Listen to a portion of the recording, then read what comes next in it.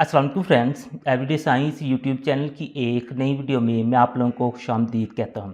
दोस्तों, आज की इस वीडियो में हम सीखेंगे कि how to multiply fractions on calculator, यानी कि कैलकुलेटर पर बटे वाले जो इस तरह की रकमें होती हैं उनको ज़रब देने का क्या तरीका होता है।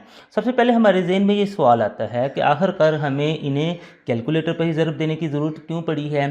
तो असल में जब ना पेपर में इस तरह का सवाल आ जाता है तो उसके लिए हमें उन्हें पहले सिंप्लीफाई करना पड़ता है। सिंप्लीफाई करने के लिए हमें रेलिवेंट जो उनके टेबल्स होते हैं वो ढूंढने पड़ते हैं। एक दफ़ा सिंप्लीफाई करने के बाद दोबारा हमें लिखना पड़ता है, फिर दोबारा से सिंप्लीफाई अगर वो हो तो उन्हें करना पड़ता है और एंड पे जाकर हमारे पास ये आंसर निकलता है। तो कई दफ़ा ये होता है कि बच्चों के कॉन्सेप्ट्स इतने क्लियर नहीं होते कि वो ये सारा प्रोसेस करके ये आंसर निकाल सकें, या फिर पेपर में हमारे पास इतना टाइम ही नहीं होता कि ये सारा प्रोसेस करें और फिर ये आंसर निकाल लें। तो उसका फिर हल हमारे पास यही है कि हम इन्हें ना कि कैलकुलेटर का इस्तेमाल करते हुए मल्टीप्लाई कर लें। तो कैलकुलेटर पर मल्टीप्लाई करने के लिए आप लोगों ने सबसे पहले ये हमारे पास ये जो फ्रैक्शन है, यानी कि सबसे पहले आप लोगों को कैलकुलेटर के ऊपर 14 लिख देना है। उसके बाद ये बटे वाला साइन लगाना होता है। उसके लिए आप लोग शिफ्ट के नीचे ये जो तीसरा ही बटन A/B/C लिखा होता है ना, इसको आप लोगों ने दबाना है। तो ये हमारे पास ना कि बटे वाला साइन बन जाएगा और फिर नीचे हमने 15 लिख देना है।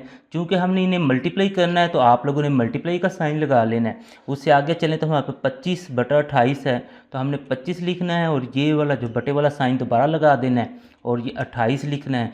जैसे ही हम ना आंसर का बटन दबाएंगे तो हमारे पास डायरेक्ट आंसर 5/6 आ जाएगा, यानी ये सारा प्रोसेस नहीं करना पड़ा और ये हमारे पास 5/6 इसका जवाब आ गया है। तो इसी तरह का ना एक और केस होता है, उसको हम देखें तो उसका जवाब अब हमने कैसे निकालना है। ये थोड़ा सा पहले वाले से ना मुख्तलिफ होता है। इसमें भी अगर आप लोग देखें तो हमने प्रोसेस सारा वही करना होता है, फिर एंड पे जाकर हमारे पास ये आंसर निकलता है। तो इसको देखें तो सबसे पहले हमने कैलकुलेटर पर 45 लिखना है, उसके बाद ये बटे वाला साइन लगाना है और नेक्स्ट फिर हमारे पास है जी 18, तो 18 हमने लिखना है। उसके बाद चूँकि हमने उसे मल्टीप्लाई करना है तो मल्टीप्लाई वाला साइन, फिर 27, फिर बटे वाला साइन और फिर 15। जब हम इसे दबाते हैं तो हमारे पास आंसर कुछ इस तरीके से आ जाता है। ये अब ये जो आंसर है ना, ये असल में मिक्स फॉर्म में होता है। तो मिक्स फॉर्म में जो आंसर है इस तरीके से आप लोगों को दिखाई दे रहा है। इसका मतलब ये है कि हमारे पास ये 4/1/2 है। ये इस तरह से हमारे पास आंसर है। इसको जस्ट आप लोगों ने ना कि मिक्स फॉर्म से ना फ्रैक्शन में कन्वर्ट करके लिख देना है। तो ये आप इन दोनों को हमने मल्टीप्लाई करना होता है, 4 2 8, और इसमें हमने जो आंसर आएगा प्लस करना है। 4 2 8 और 1 9 हो जाएगा और 9/2 यही हमारे पास आंसर आ जाएगा।